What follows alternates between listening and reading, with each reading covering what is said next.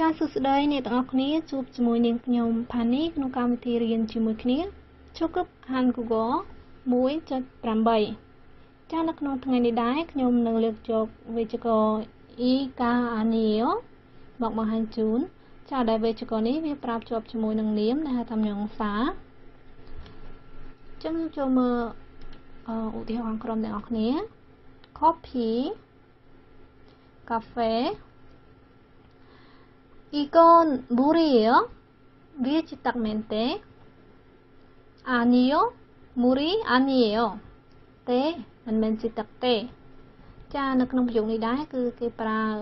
វាជាចម្លើយបដិសេធអញ្ចឹងយើងមើលបន្តទៀត Icon ចាយើងឆ្ងល់ថា Icon នេះវាបានមកពីណា Icon នេះវាមកពីពាក្យ Icon ដែលគេបង្រួមឲ្យខ្លីទៅជា Icon តែអត្ថន័យវាដូចគ្នាហើយចូលចំណាំផងដែរចាកាលណាដែលយើងប្រើប្រយោគសំណួរដែលយើងមិនថាបដិសេធឬក៏ស្របទេកាលណាដែលយើងប្រើប្រយោគសំណួរដែលប្រើជាមួយនឹង im និកាយើងសួរដោយប្រើ im និកាគឺយើងត្រូវឆ្លើយមកវិញដែលភ្ជាប់ជាមួយនឹង im និដាប៉ុន្តែបើសិនជាយើងប្រើប្រយោគសំណួរសួរដោយប្រើភ្ជាប់ជាមួយនឹង yeo ឬក៏ ieo គឺយើងត្រូវឆ្លើយចម្លើយមកវិញដែលភ្ជាប់ជាមួយនឹង yeo ឬក៏ ieo ចាអញ្ចឹងយើងចូលមើលបន្តទៀតចាយន់ភីលខ្មៅដៃ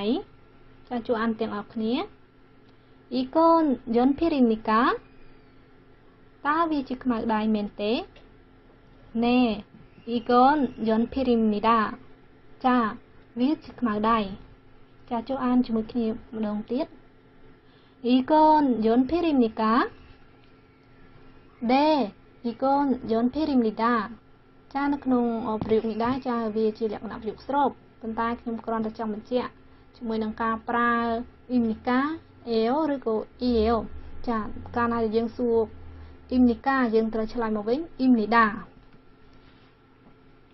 ចាហើយជាចុងក្រោយនេះដែរបើសិនជាបងប្អូនណាគាត់ចូលចិត្តវីដេអូរបស់នាងខ្ញុំឬក៏គិតថាវីដេអូរបស់នាងខ្ញុំមានប្រយោជន៍នោះចាសូមជួយ like និង share ផងណាហើយក៏សូមសំណូមពរឲ្យបងប្អូន share ដោយភ្ជាប់ជាមួយនឹងច្បាប់ដើមរបស់ខ្ញុំព្រោះថាបើសិនជាបងប្អូនគាត់បានមើលហើយគាត់ត្រូវការផ្ដល់ជាយោបល់បន្ថែមឬក៏សូមសំណូមពរបន្ថែមមកលើវីដេអូរបស់នាងខ្ញុំនោះចាគាត់អាចសរសេរនៅខាងក្រោមជា comment ចាអាចសរសេរមកនាងខ្ញុំនឹងយកមកមើលហើយនឹងកែតម្រូវតាមសំណូមពររបស់គាត់តាមដែលអាចធ្វើបាន